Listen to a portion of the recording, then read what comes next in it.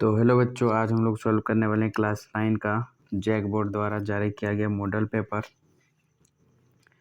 जो विज्ञान का है, साइंस, जो फुल मार्क्स 40 नंबर का दिया हुआ है। और ये देख लेते क्वेश्चन क्या दिया हुआ है। पहले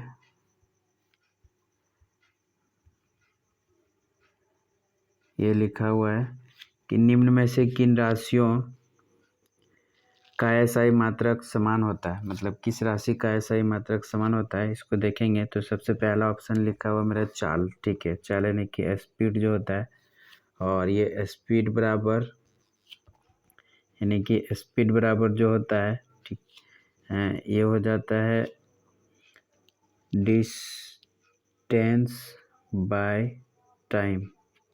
ये डिस्टेंस को हम लोग मीटर में मापेंगे, ठीक है, और टाइम को सेकेंड में, तो मीटर पर सेकेंड ये हो जाता है चाल का एसआई मात्रक। वेग की बात करेंगे, वेलोसिटी, और ये वेलोसिटी बराबर होता है डिस्प्लेसमेंट और बाय टाइम। और डिस्प्लेसमेंट को हम लोग मीटर में मापेंगे और टाइम को भी सेकेंड में मापेंगे। तो ये पहला नंबर का दिया है, चाल और वेग, ये दोनों का एसआई मात्रक क्या हो जाएगा, समान। तो ऑप्शन नंबर ये इसका सही आंसर होगा। क्वेश्चन नंबर दूसरा देखते हैं क्या दिया हुआ है। क्वेश्चन नंबर दूसरा दिया है, निश्चित दिशा में वस्तु द्वारा तय की गई दूरी। कोई खास दिशा में वस्तु द्वारा तय की गई दूरी क्या होता है, तो ये कोई खास दिशा में वस्तु द्वारा तय की गई जो दूरी होता है, ये हमारा होता है कि ये इस तरह से कोई डिस्टेंस है, और यहाँ से हम चलना स्टार्ट किए, ये 5 किलोमीटर और ये 2 किलोमीटर। तो यहाँ से यहाँ तक चलेंगे 5 और इधर 2 चलेंगे, तो टोटल मेरा हो जाएगा 7। लेकिन इसमें कोई खास दिशा इंक्लूड नहीं था। अब देखो इस तरह से हम क्या करेंगे, यहाँ से डायरेक्ट ऐसे करके चले, इस तरीके से। तो डायरेक्ट चलेंगे तो ये हो सकता है ये 5 से कम हो, ठीक है, या फिर 5 किलोमीटर हो। तो इस तरह से हम डायरेक्ट ऐसे चले जिसमें दिशा इंक्लूड किया है, मैग्नीट्यूड परिणाम के साथ दिशा इंक्लूड रहे, तो वो हमारा क्या होता है, विस्थापन। तो जिसमें दिशा इंक्लूड रहेगा, ठीक, ये हमारा क्या हो जाएगा, विस्थापन, जो ऑप्शन नंबर सी इसका सही आंसर हो जाएगा। उसके पहले चाल दिया है, चाल स्पीड बराबर हम जानते हैं क्या होता है, डिस्टेंस बाय टाइम, ठीक है। और वेग जो होता है वेलोसिटी, और ये वेलोसिटी बराबर होता है डिस्प्लेसमेंट बाय टाइम, ये। उसके बाद त्वरण, त्वरण बराबर जो हो जाता है वो हम लोग जानते हैं चेंज इन वेलोसिटी, वेग में परिणाम की दर को त्वरण कहते हैं। यानी कि त्वरण बराबर जो यूनिट हो जाता है मीटर पर सेकेंड स्क्वायर, ये इसका यूनिट होता है, इसको देख लेंगे। क्वेश्चन नंबर थर्ड की ओर चले, तो क्वेश्चन नंबर थर्ड में क्या दिया हुआ है उसको देख लेते हैं।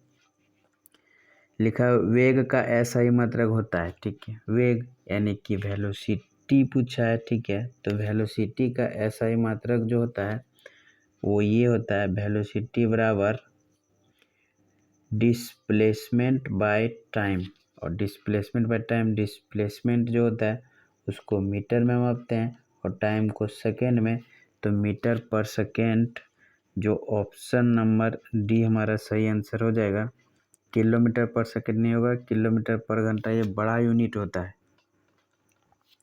मीटर सेकेंड जो फर्स्ट नंबर का ऑप्शन दिया है वो हमारा है त्वरण का एसआई मात्रक। अगले क्वेश्चन की ओर चले, क्वेश्चन नंबर 4 देखते हैं क्या दिया हुआ है।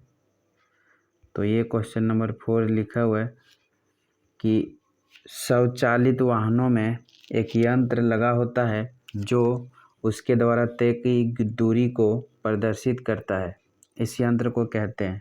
तो स्वचालित वाहन जो गाड़ी होता है उसमें जो लगा हुआ मीटर होता है जो क्या माप रहा है, दूरी को, ठीक है। दूरी पूछा है तो दूरी जो मापता है वो ओडोमीटर द्वारा दूरी मापता है, और स्पीडोमीटर द्वारा स्पीड जो करंट स्पीड होता है गाड़ी का वो मापता है स्पीडोमीटर द्वारा। थर्मामीटर तो बुखार मापने वाला है, इसमें गाड़ी का कोई लेना देना ही नहीं। और अगले क्वेश्चन की ओर देखें तो ये अगला क्वेश्चन है हमारा, जो लिखा हुआ है कि यदि पिंड का द्रव्यमान दोगुना कर दिया जाए और उसका वेग आधा हो जाए तो पिंड का संरेख रेखीय संवेग होगा, ये पूछा है। तो रेखीय संवेग जो होता है मोमेंटम, यानी कि P बराबर जो होता है हमारा, ठीक है, ये मास और इनटू वेलोसिटी ये होता है। P बराबर मास इनटू वेलोसिटी होता है। और इसमें बोला क्या है कि द्रव्यमान दोगुना कर दें, यानी कि ऐसे कि द्रव्यमान को दोगुना कर दें, ठीक है, और वेलोसिटी यानी कि वेग को आधा कर दें इस तरीके से, तो संवेग पर क्या इफेक्ट पड़ेगा।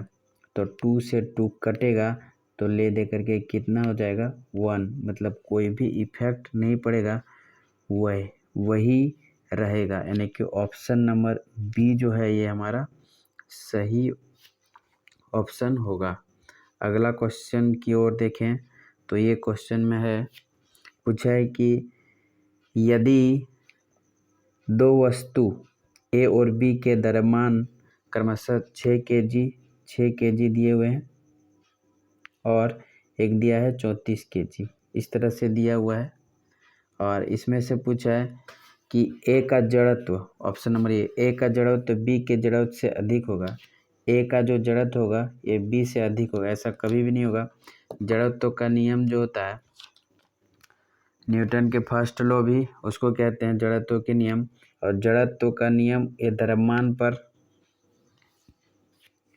इफेक्ट पड़ता है। द्रव्यमान बढ़ेगा तो जड़त्व बढ़ेगा, पृथ्वी से पकड़ उसका क्या होगा, ज़्यादा होगा। तो यहाँ पे द्रव्यमान ज़्यादा किसका है, बी का, यानी कि जो भी होगा बी का जड़त्व ए के जड़त्व से क्या होगा, अधिक होगा। ये ऑप्शन नंबर हमारा बी जो होगा वो सही आंसर होगा। अगला क्वेश्चन देखते हैं, क्वेश्चन नंबर 7 की ओर क्या है, न्यूटन गति के किस नियम को जड़त्व का नियम भी कहा जाता है। तो न्यूटन के फर्स्ट नियम को जड़त्व का नियम कहा जाता है। तो न्यूटन के फर्स्ट नियम को जड़त्व का नियम कहा जाता है। ठीक, अगले क्वेश्चन की ओर चले तो देखते हैं, रॉकेट किसके सिद्धांत पर कार्य करता है। तो रॉकेट जो कार्य करता है संवेग संरक्षण के नियम और तीसरे नियम पर भी कार्य करता है, थर्ड लॉ, ठीक है, तीसरे नियम पर। और ये तीसरे नियम जो है वो क्या कहता है, ठीक है, कि कोई भी वस्तु जिस पे ऊपर हम फोर्स लगाएंगे, ठीक है, तो उसके द्वारा भी उस वस्तु पे क्या किया जाता है, फोर्स लगाया जाता है, ठीक है, क्रिया के विपरीत प्रतिक्रिया होता है, ये तीसरे नियम कहते हैं। तो इनमें हो जाएगा संवेग संरक्षण का नियम या फिर तीसरे नियम पर आधारित होगा। आगे की ओर बढ़े क्वेश्चन नंबर, तो क्वेश्चन नंबर दिया हुआ है 9, 60 केजी द्रव्यमान के किसी मनुष्य का भार चंद्रमा पर क्या होगा। 60 केजी का है, ठीक है, पृथ्वी पर 60 केजी का है, ठीक है, तो इसका भार चंद्रमा पर क्या होगा। ठीक है, पृथ्वी पर 60 है तो हम क्या जानते हैं कि जो भी भार है उसका 1/6 तो हो जाता है चंद्रमा पे, 1/6। तो इसको काट देंगे तो कितना आ जाएगा, 10 न्यूटन हो जाएगा चंद्रमा पर। यदि पृथ्वी पे 7 केजी है, चंद्रमा पर जाएंगे तो वही व्यक्ति का वजन कितना हो जाएगा, 10 केजी, जो ऑप्शन नंबर डी हमारा सही आंसर हो जाएगा। क्वेश्चन नंबर 10 की ओर देखें तो दिया है कि यदि दो वस्तु के बीच की दूरी को आधा कर दिया जाए तो उसके बीच का गुरुत्वाकर्षण बल किस प्रकार बदलेगा। तो गुरुत्वाकर्षण बल जो होता है ये F बराबर G m1 और m2 और बट्टे डी का स्क्वायर, इस तरह से। तो यहाँ पे हम क्या इफेक्ट देखेंगे कि ये डिस्टेंस जो है, ठीक है, ये जो डिस्टेंस है यहाँ पे, ये वाला डिस्टेंस, ये डिस्टेंस को क्या कर दिया जाए, आधा कर दिया जाए। तो आधा कर देंगे तो किस तरह से, ये सबको कांस्टेंट रहने देंगे, तो आधा कर देंगे तो 1/, और ये क्या हो जाएगा 1/2, और इसका क्या होल स्क्वायर, ठीक है। इसको हम बदलेंगे तो नीचे वाला चला आएगा ऊपर, यानी कि ये हमारा f बराबर जो हो जाएगा, ये होगा 4, क्योंकि 2 दूनी 4 कर देंगे तो ये 4 हो जाएगा।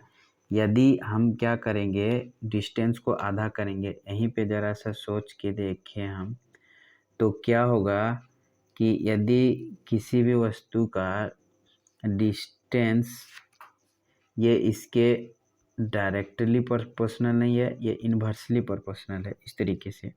तो यदि डिस्टेंस घटेगा तो फोर्स बढ़ेगा, ठीक है। तो आधा कर रहा है इसका मतलब घट रहा है, तो फोर्स क्या होगा, बढ़ेगा। तो यहाँ पे क्या हो जाएगा, इसका आधा कर रहे हैं तो ये 4 गुना हो जाएगा, जो ऑप्शन नंबर ए इसका सही आंसर होगा। आगे क्वेश्चन देखें तो क्वेश्चन नंबर ये दिया हुआ है, क्वेश्चन नंबर 11 में लिखा हुआ है कि ध्वनि किस माध्यम में गमन करती है। तो ध्वनि गमन करने का जो माध्यम है, ये तीनों माध्यम में गमन करती है, ठोस में भी, तरल में भी और गैस में भी, यानी कि ऑप्शन नंबर डी हमारा क्या हो जाएगा, सही ऑप्शन होगा, ठीक है, क्योंकि ये तीनों माध्यम में ध्वनि क्या करती है, गमन करती है। अगला जो लिखा है, वायु में ध्वनि तरंगे निम्न में से किसका उदाहरण है। वायु में ध्वनि तरंगे अनुदैर्ध्य का उदाहरण है। क्वेश्चन नंबर 13 की ओर बढ़ें तो लिखा हुआ है कि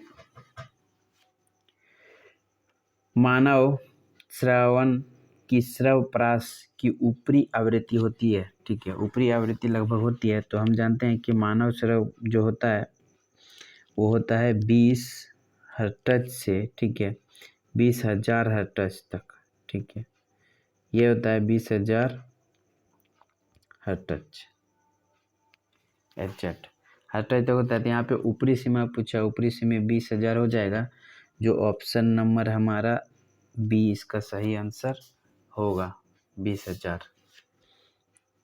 अगला लिखा हुआ है, दो विभिन्न पदार्थों के कणों का स्वतः मिलना, ठीक है, दो विभिन्न पदार्थों के कणों का स्वतः मिलना मतलब अपने आप मिलना क्या कहलाता है, तो वो विसरण कहलाता है, ठीक है। जैसे बात करें तो हवा जो होता है, ठीक है, हवा यानी कि एयर, जिसमें हाइड्रोजन और क्या, और सॉरी, हवा में नाइट्रोजन N2 और क्या, oxygen, carbon dioxide, hydrogen gas, ये सारे गैसें सब स्वतः अपने आप क्या होती है, मिल जाती है, जिसको हम लोग क्या कहेंगे, विसरण कहेंगे। पारासरण लिखा हुआ है, पारासरण क्या होता है कि high concentration to low concentration, मतलब उच्च सांद्रता से निम्न सांद्रता की ओर ये जाती है। कैसे, इस तरीके से कि जैसे ये कोई बर्तन है और यहाँ पे हम क्या रखे, चना, इस तरीके से, और इस पे हम क्या रख दिए, पानी, ऐसे रख दिए। तो ये देखो क्या होता है कि इधर पानी की मात्रा ज़्यादा है और ये चने पे पानी की मात्रा क्या है, कम है। अब जब फूलने के लिए हम इसको रख देते हैं तो ये हाई से किधर जाती है, लो की ओर जाती है। इधर का हमारा हाई है, ठीक है, और यहाँ का क्या है, लो है, तो हाई से लो की ओर जाता है, जिसको हम लोग पारासरण कहते हैं। उसके बाद जो ऊर्ध्वापातन लिखा ऑप्शन नंबर सी में, ऊर्ध्वापातन क्या होता है कि ठोस से सीधे गैस में बदलने की प्रक्रिया को ऊर्ध्वापातन कहते हैं। और संघनन क्या होता है, गैस से द्रव में बदलने की प्रक्रिया को संघनन कहते हैं। जैसे बर्तन में पानी, जब हम लोग खाना बनाते हैं और इस तरह से आग हम लोग दे दिए हैं, यहाँ पे ये जलने लगा और इसके ऊपर ढका हुआ बर्तन होता है, तो इसमें क्या होता है, हल्का हल्का पानी जैसे आ जाता है, तो यहाँ से भाप बन करके इसमें जाएगा और वापस ये द्रव रूप में क्या हो जाएगा, बदल जाएगा। तो इस प्रक्रिया को हम लोग क्या कहते हैं, संघनन। मतलब गैस से द्रव अवस्था में बदलने की प्रक्रिया को संघनन कहा जाता है। अगले क्वेश्चन की ओर बढ़े तो लिखा है बर्फ का गलनांक कितना होता है। तो बर्फ का गलनांक याद रखना, ये सी नंबर ऑप्शन 273 केल्विन होता है बर्फ का गलनांक। ये कि जिस अवस्था में कोई बर्फ क्या होता है, पिघलने लगता है, उसी को हम लोग बर्फ का क्या कहते हैं, गलनांक कहते हैं। अगला क्वेश्चन दिया हुआ है, निम्नलिखित में किसे सबसे अधिक संपीड़ित किया जा सकता है। तो सबसे अधिक संपीड़ित मतलब कंप्रेस जो किया जा सकता है वो गैस को किया जा सकता है, क्योंकि ये 3 बर्तन हम जैसे लेंगे, ठोस, द्रव और क्या हमारा गैस, इस तरीके से। तो यहाँ पे ये जो ठोस, जैसे नमक की बात करें तो इसके बीच कणों का जो गैपिंग होता है, ठीक है, ये बहुत कम होता है। और उसके बाद द्रव यानी कि तेल की बात करें तो इसके बीच कणों का गैपिंग ठोस की अपेक्षा थोड़ा ज़्यादा होता है। और यहाँ पे गैस की बात करें, ये हमारा गैस है, तो गैस के बीच में कणों का गैपिंग जो होता है वो बहुत ज़्यादा, और सबसे कम जो होता है ये होता है ठोस में यानी कि सॉलिड में, ठीक है। तो इसको प्रेस करना, सॉलिड को प्रेस करना बहुत ही डिफ़िकल्ट होता है, नहीं होगा, क्योंकि इस पहले से ही इसके कण जो होते हैं बहुत ही नज़दीक हैं, इसके कुछ नज़दीक इसके अपेक्षा ज़्यादा है, इसके अपेक्षा ज़्यादा नज़दीक है। इसमें देखो क्या हो सकता है, कंप्रेस्ड हल्का सा हो सकता है, इसमें बहुत कम, इसमें थोड़ा सा, इसमें बहुत ज़्यादा, क्योंकि कण क्या है इसके बहुत दूर है, इसलिए कंप्रेस्ड इसमें हो सकता है। तो सबसे ज़्यादा जो कंप्रेस्ड होगा वो हाइड्रोजन गैस में होगा, चाहे कोई भी गैस हो उसमें हो जाएगा। आगे देखें क्वेश्चन, तो वो है क्वेश्चन नंबर 17, और ये लिखा हुआ है कि निम्नलिखित में से कौन यौगिक का उदाहरण है। यौगिक लोहा यानी कि आयरन Fe जो होता है ये, उसके बाद पीतल, फिर जल, जल जो होता है वो हमारा H2O होता है, H2O, ये तो यौगिक है। यौगिक में क्या होता है कि एक से अधिक प्रकार के तत्वों से मिलके या परमाणुओं से मिलके बने हुए जो एक शुद्ध पदार्थ में आता है। तो ये हाइड्रोजन है और ये ऑक्सीजन, हाइड्रोजन ऑक्सीजन 2 तत्वों से मिलके बना हुआ है, ये यौगिक कहलाएगा, जिसको हम लोग कंपाउंड कहते हैं, कंपाउंड। और जिसमें एक रहेगा, जैसे ये आयरन है, ये हमारा एलिमेंट है, ये सारी चीज़ें। तो ये इसका ऑप्शन नंबर क्या हो जाएगा, सी, सही आंसर। आगे की बात करें, पीतल किस किस धातु का मिश्रण होता है, जिंक और कॉपर का मिश्रण होता है पीतल, इसको याद रखना। क्वेश्चन नंबर 19 की बात करें तो ये निम्नलिखित में से कौन रासायनिक परिवर्तन का उदाहरण है।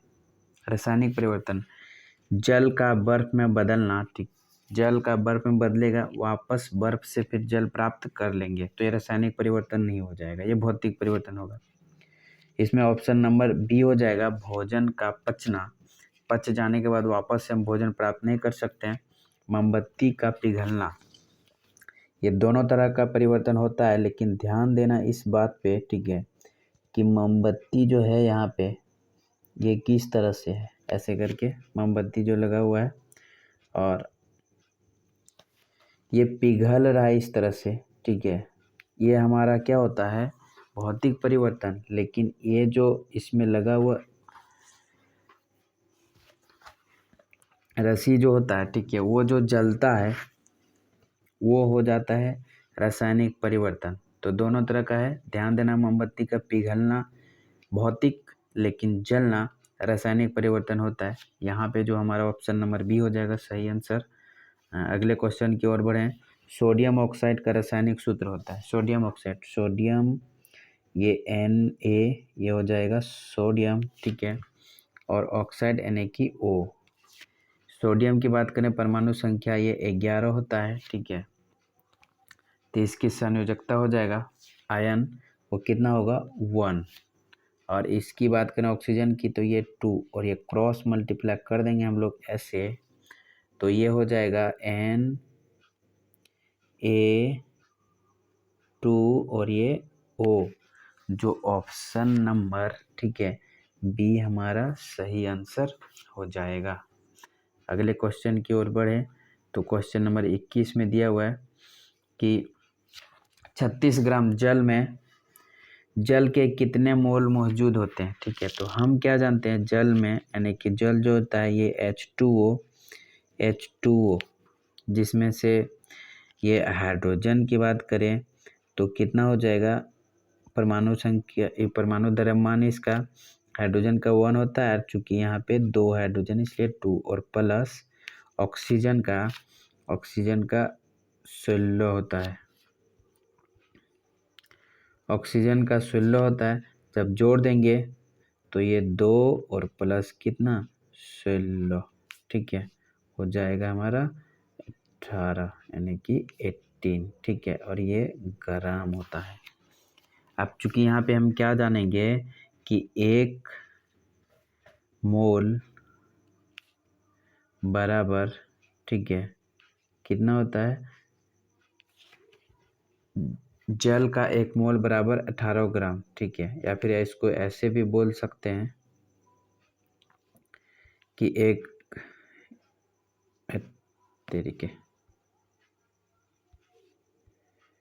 18 ग्राम, या फिर इसको इस तरह से बोल सकते हैं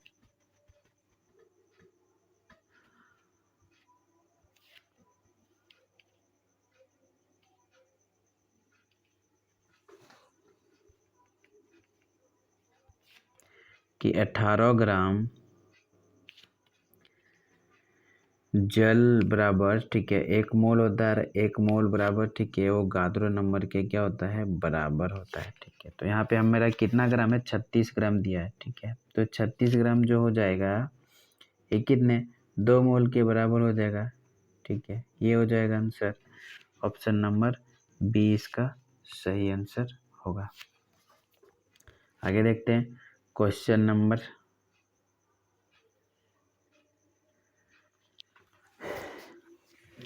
22 क्या दिया। ठीक है, C2H2 मोलर द्रव्यमान क्या होगा। C2H2 का मोलर द्रव्यमान तो ज्ञात करते हैं, C2H2 का मोलर द्रव्यमान क्या होगा। ठीक है, C2 और ये H2 इसका मोलर द्रव्यमान पुट है, तो कार्बन का परमाणु संख्या कितना होता है, परमाणु द्रव्यमान 12 होता है, परमाणु संख्या 6 होता है, कितने परमाणु 2, प्लस उसके बाद हाइड्रोजन का परमाणु द्रव्यमान 1 होता है और है यहाँ पे कितना 2, 12 दूनी 24 और प्लस 2 जोड़ देंगे तो कितना हो जाएगा 26, जो ऑप्शन नंबर बी हमारा क्या हो जाएगा सही आंसर होगा। अगले क्वेश्चन की ओर बढ़ें, क्वेश्चन नंबर 23 में क्या दिया है इसको देख लेते हैं।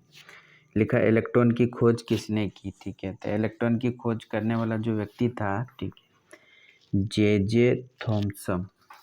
उसके बाद लिखा है गोल्डस्टीन। ठीक है, गोल्डस्टीन ने क्या किया था, प्रोटॉन का खोज किया था, गोल्डस्टीन ने प्रोटॉन का, और जेम्स चैडविक ने न्यूट्रॉन का खोज किया था।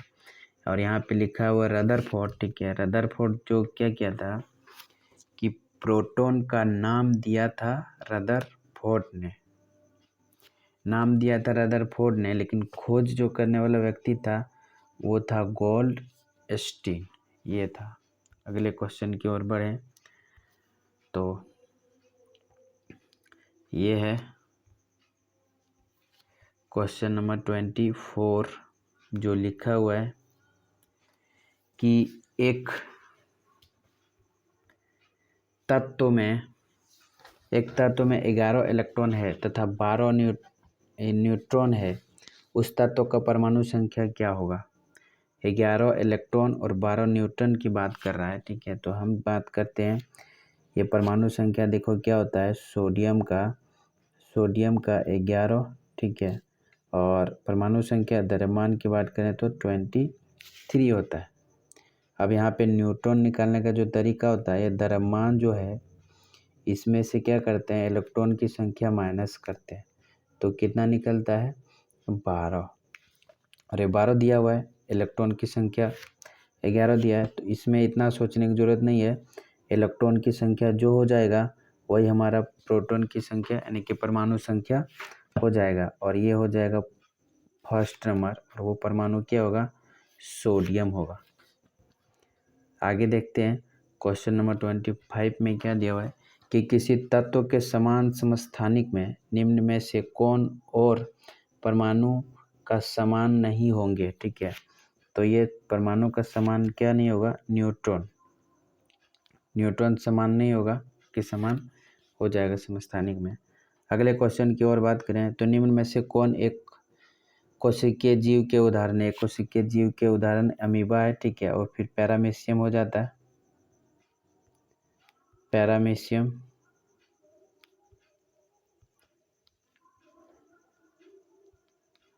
पैरामीशियम और यूग्लिना करके इस तरह से हो जाता है, तो ये अमीबा हो जाएगा एक कोशिकीय का उदाहरण। आगे बोला लाइसोसोम का निर्माण कौन करता है। लाइसोसोम का निर्माण ऑप्शन नंबर सी, गोल्जी का लाइसोसोम का निर्माण करता है, और ये राइबोसोम प्रोटीन जो बन जाता है वो पैक करने का काम करता है। राइबोसोम प्लास्टिड फोटोसिंथेसिस पौधों में जो होता है प्रकाश संश्लेषण की प्रक्रिया उसमें होता है। उसके बाद माइटोकॉन्ड्रिया ये एटीपी के रूप में ऊर्जा प्रदान करता है। अगला लिखा क्वेश्चन नंबर 28, कोशिका झिल्ली के आर पार पदार्थों का आना जाना किस प्रकार के द्वारा होता है। ठीक है, तो विसरण प्रक्रिया द्वारा होता है। ठीक है, इसमें विसरण प्रक्रिया द्वारा आर पार आना जाना। पारासरण तो हम लोग देख लिए। ठीक है, हाई कंसंट्रेशन से लो कंसंट्रेशन की ओर जाता है, पानी ज़्यादा मात्रा से कम मात्रा की ओर जाना। पारासरण संवहन मतलब एक जगह से दूसरी जगह ले जाना, अवशोषण खींचना। अगले क्वेश्चन की बात करें तो क्वेश्चन नंबर 29 जो दिया हुआ है वो लिखा है पौधों के शीर्ष पर कौन सा उत्तक पाया जाता है। पौधों के शीर्ष पर विभवस्योतक उत्तक पाया जाता है। जाइलम ये क्या करता है, जल का संवहन करता है। ठीक है, और फ्लोएम क्या बोले, भोजन का संवहन करता है फ्लोएम। ठीक है, पैरेन्काइमा कोलेनकाइमा, ठीक है, ये सारे उत्तक ही है। आगे बात करें क्वेश्चन नंबर 30 की, रक्त के तरल आधात्री भाग को क्या कहते हैं। रक्त के तरल आधात्री भाग को प्लाज्मा कहा जाता है। उसके बाद यहाँ पे लिखा श्वेत रक्त कणिकाएं जिसको WBC कहेंगे। ये सारे प्लेटलेट्स, ठीक उसी में रक्त में ही पाया जाएगा। उसके बाद जल तो मालूम ही है। अगले क्वेश्चन की ओर बढ़े तो ये है अगला क्वेश्चन जो लिखा हुआ है कि श्वेत क्रांति किससे संबंधित है। तो श्वेत क्रांति दूध के उत्पादन से संबंधित है। ठीक है, श्वेत क्रांति। क्वेश्चन नंबर 32 की बात करें तो ये लिखा हुआ है निम्न में से कौन रबी फसल का उदाहरण है। तो रबी फसल का उदाहरण हमारा चना हो जाएगा, क्योंकि खरीफ फसल में धान, मक्का, ये सब अरहर वगैरह आता है। आगे की ओर बात करें क्वेश्चन नंबर 33, जीवों के वर्गीकरण का सर्वाधिक मूलभूत लक्षण क्या हो सकता है। तो ये कोशिका की संरचना हो सकती है। ठीक है, कोशिका की संरचना पे ही उसका लक्षण डिपेंड करता है। पादप वर्ग का उभयचर किसे कहा जाता है। ब्रायोफाइटा को पादप वर्ग का उभयचर कहा जाता है, क्योंकि यह मिट्टी में रहते हैं लेकिन यौन के लिए पानी में जाना आवश्यक है। तो उभयचर हम लोग उसको कहते हैं जो जल और जमीन दोनों में रहते हैं, उसको उभयचर कहा जाता है। अगले क्वेश्चन की ओर बढ़े तो क्वेश्चन नंबर 35 है, वेल निम्नलिखित में से किस वर्ग से संबंधित है। वेल स्तनपायी। ठीक है, वेल एक ऐसी मछली है जो अपने बच्चे को जन्म देता है और अब बच्चे को दूध भी पिलाता है, इसीलिए इसको स्तनपायी कहते हैं। अगले क्वेश्चन की ओर बढ़े तो क्वेश्चन नंबर 36 जो दिया है, वैश्विक उष्णन के लिए कौन सा गैस उत्तरदायी? वैश्विक उष्णन मतलब ग्लोबल वार्मिंग, ग्लोबल वार्मिंग की बात कर रहा है, ठीक है। और ये ग्लोबल वार्मिंग के लिए सबसे ज़्यादा जो प्रमुख गैस की बात करें तो ग्लोबल वार्मिंग मतलब वातावरण क्या हो जाना, गर्म हो जाना ज़्यादा। और ये गर्म किसके कारण होता है? कार्बन डाइऑक्साइड के कारण, ठीक है। जो ऑप्शन नंबर ए हमारा क्या हो जाएगा, सही आंसर हो जाएगा। कार्बन मोनोऑक्साइड, इसके कारण प्रदूषण, वायु प्रदूषण ज़्यादा हो रहा है, चूँकि कार्बन मोनोऑक्साइड वाहनों द्वारा निकले जाने वाले गैस है। नाइट्रोजन गैस तो जानते हैं वायुमंडल में 78% पाए जाते हैं, ऑक्सीजन 21% वायुमंडल में पाए जाते हैं। अगले क्वेश्चन की ओर बढ़े। क्वेश्चन नंबर 37, जल प्रदूषण से निम्नलिखित में कौन सा प्रभाव नहीं होगा? ठीक है, जल प्रदूषण से क्या प्रभाव नहीं होंगे? जल के तापमान में परिवर्तन, हैजा, जल में ऑक्सीजन की कमी, फेफड़े संबंधी रोग। फेफड़े संबंधी रोग ऐसे हो सकता है, ठीक है, जल पीने से, प्रदूषित जल में ऑक्सीजन की कमी, ये भी हो जाएगा। हैजा बीमारी भी हो सकता है। जल के तापमान में परिवर्तन, इससे कोई फर्क नहीं पड़ने वाला। अगले क्वेश्चन की ओर बढ़ें तो ये क्वेश्चन है 38 जो पूछा हुआ है क्या कि निम्नलिखित में कौन असंक्रामक रोग है? ठीक है, असंक्रामक रोग मतलब एक बॉडी से दूसरे बॉडी में टच होने पर ये रोग नहीं फैलते हैं, उसको हम लोग असंक्रामक रोग कहते हैं। खांसी, ठीक है, ये वायरस द्वारा फैलते हैं, मतलब छूने से फैल सकता है। रतौंधी जो आँखों से संबंधित बीमारी है, ये रतौंधी बीमारी होने के बाद आँख में कम दिखाई देने लगते हैं, ठीक है, जो विटामिन ए की कमी से होता है। तो ये रतौंधी बीमारी है जो असंक्रामक रोग है। बाकी हैजा, कालाजार, ये सारा संक्रामक रोग के अंतर्गत आते हैं। अगले क्वेश्चन की बढ़ें 39 की ओर। तो लिखा है निम्न में से कौन दीर्घकालीन रोग के उदाहरण है? दीर्घकालीन मतलब लंबे समय के लिए जो रोग होता है, ठीक है, तो वो दीर्घकालीन मधुमेह हो जाता है, जो एक बार हो जाने के बाद कभी छूटता नहीं है ये। और जो छोटे छोटे रोग होते हैं जो तुरंत छूट जाते हैं, उसको दीर्घकालीन रोग नहीं बोलते हैं, अल्पसंख्यक ही अल्पकालीन बोलते हैं उसको, जो कुछ देर समय के बाद ये छूट जाते हैं। आगे बोला कि जीवाणु निम्नलिखित में से कौन वर्ग में आते हैं? तो जीवाणु मोनेरा में आते हैं। ये ऑप्शन नंबर बी इसका सही आंसर हो जाएगा। प्लांटी में पौधे वगैरह आते हैं, फंजाई में कवक वगैरह, ठीक है, या फिर मशरूम, ईस्ट, ये सारी चीज़ें आते हैं। तो इतना ही क्वेश्चन था आज के लिए, इतना ही।